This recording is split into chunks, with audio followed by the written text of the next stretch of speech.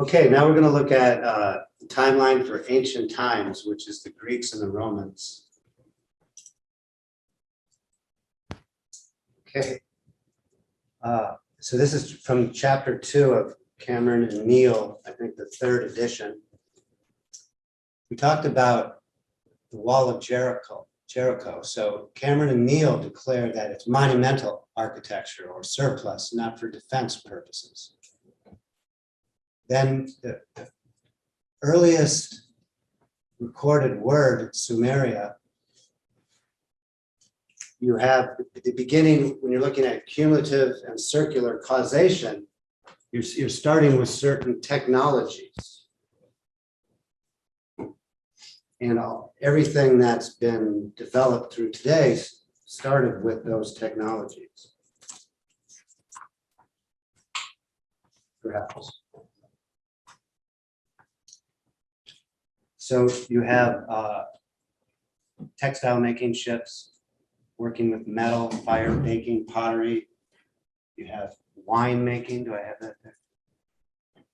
You have trade. I forgot to mention that when we looked at hunter-gatherer tribes into small-scale agriculture, that there's been archaeological evidence that there was trade between the West and China prior to the beginning of recorded history.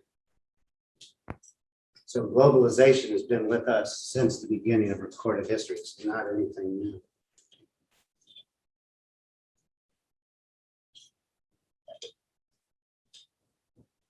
What else? Tools. Okay, and then okay. So at the beginning of recorded history, you have a ruling class. And I always ask the class, why do we have a ruling class at the beginning of recorded history? And so these ruling class was the warrior priest class. And then 90% were in servitude to the warrior priest class. So this is after the hunter-gatherer tribes. So my question is, which we'll get to after I'm done talking about this. Why 10% ruling warrior priest?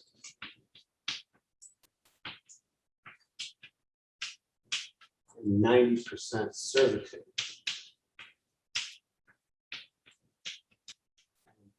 Last time I taught this class is that the person used a sociological explanation. Well, that political leaders are a different, higher sociological class than everyone else. And then I said, well, I thought that political leaders were supposed to be working for the everyone else. So we'll get back and discuss why you might think, since the beginning of recorded history, there was a class, a ruling class. Then you start to get the development of Greek society, and you get the first coins, evidence of the first coins of money. And that was the gold standard. And that gold standard was with the West until World War I. And it was in England. And then England pulls out of the gold standard to fight World War I. And then Roosevelt in 1933 confiscates everybody's gold-based banking accounts and declares gold that money doesn't have to be exchanged for gold anymore.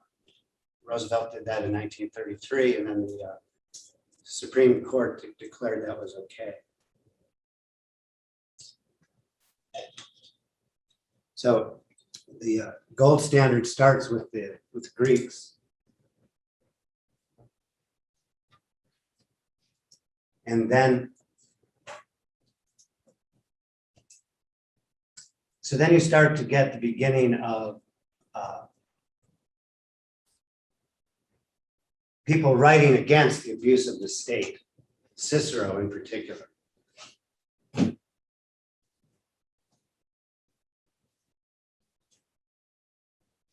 So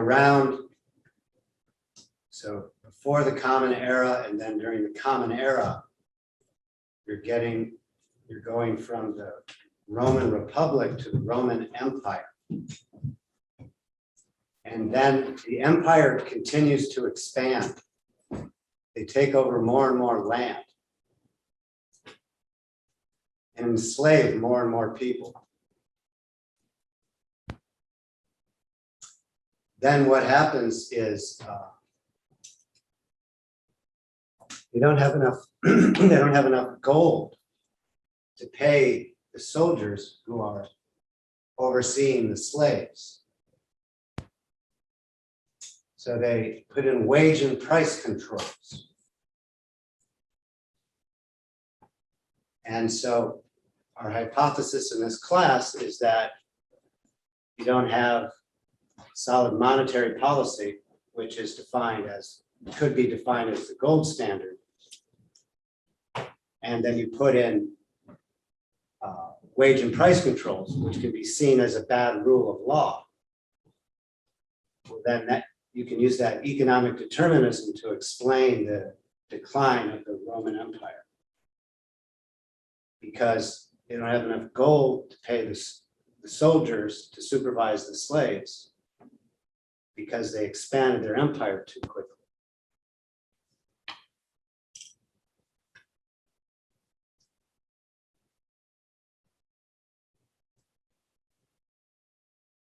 And then you don't have soldiers to prevent attacks from elsewhere. And so the Romans during the Roman Republic, the population of the Western community doubles, because the Roman Republic was based on a Roman peace, or was a Roman peace based on a system of laws and treaties. Like the original 13 states in the United States, they all had their sovereignty, but they had a common defense contract. And that's under which the Revolutionary War was fought and won. And then another reason why the Roman empires go from the Roman Republic to the Roman Empire is because slave labor is not profitable, because your incentives are not aligned.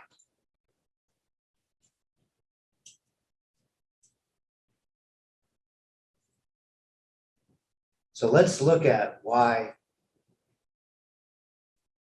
wage and price controls will cause a shortage of Roman soldiers as the empire expands and debases its currency and doesn't live within its means. Okay, we were looking at the end of the Roman Empire based on the Rome usurpation theory of governance, where Rome becomes the ruler through the taking of land under the Roman Empire, taking of the land and enslaving people. And because we had the gold standard in the West then, what we're talking about around the Mediterranean, there wasn't enough gold to pay the soldiers. So let's look at the soldiers first. Well, the same thing applies. So you put on, so they start debasing the money. Instead of 100% gold, you mix copper in it. And so you're getting a monetary expansion, which then leads to inflation. And so then that inflation, then people couldn't buy wheat. So people couldn't buy wheat because there was inflation. The same thing happened in the United States with the oil shock in the 1970s, putting on wage and price controls in the United States. So then the emperor declares, we'll throw you in jail if you charge above. So let's say the clearing price is 2 pieces of coin. And people are complaining because there's inflation, they can't buy wheat, and wheat is too expensive. So the emperor declares, you can't charge more than 1 piece of coin for whatever the amount of wheat is. So demand more when the supply goes down, supply more when the price goes up, demand more when the price goes down. So then by putting in the wage and price, in this case, a price control, and a wage is simply a price. It's the price of contract labor.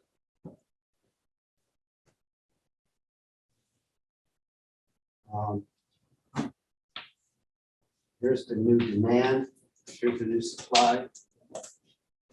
So the demand for wheat is greater than the supply for wheat when you put on a price control. So you get a shortage of wheat. So bad shortage of wheat, people don't have enough to eat. This is going to lead to the end of empire.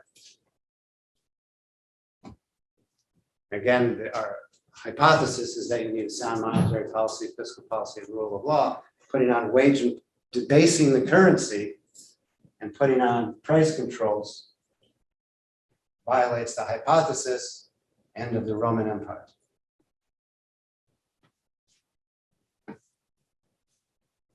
So now let's look at the same thing for soldiers.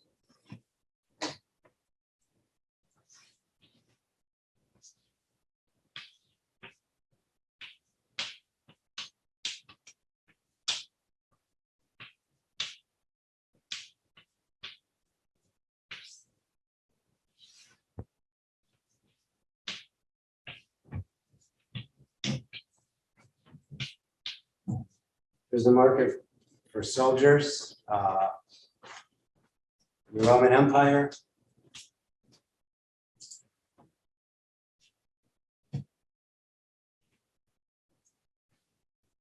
The emperor doesn't want to pay the soldiers.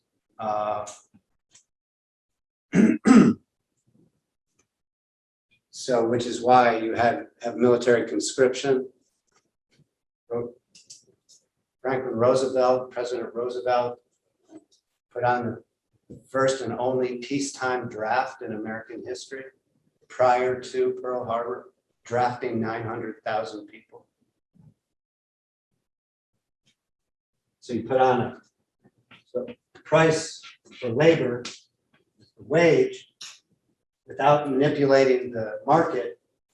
The Roman Empire is able to have all the soldiers they want at a market clearing price, but due to the extension of empire and the ruling class living well, the divine right to rule,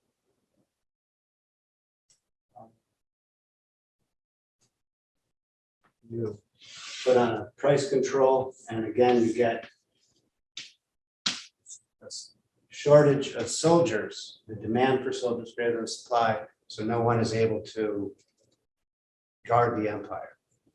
So wage and price controls create shortages of food and a shortage of soldiers to guard the empire. So that's an economic deterministic reason for the end of the Roman Empire. So again, after the fall of the Roman Empire, then the center of intellectual activity goes over to Islam. And you have Cicero writing against the abuses of empire, of all the plundering, all the plundering that the Roman emperors would plunder all of their estates, all of the people. They would take all the art objects and for their castles, for their homes, and he would write against the abuses of empire and slavery. So you have the peak of the Roman Empire, 117 Common Era. Then you have the wage and price controls, coin debasement, inflation, heavy taxation, and the end of the Roman Empire and the end of the West, or a restarting of the West.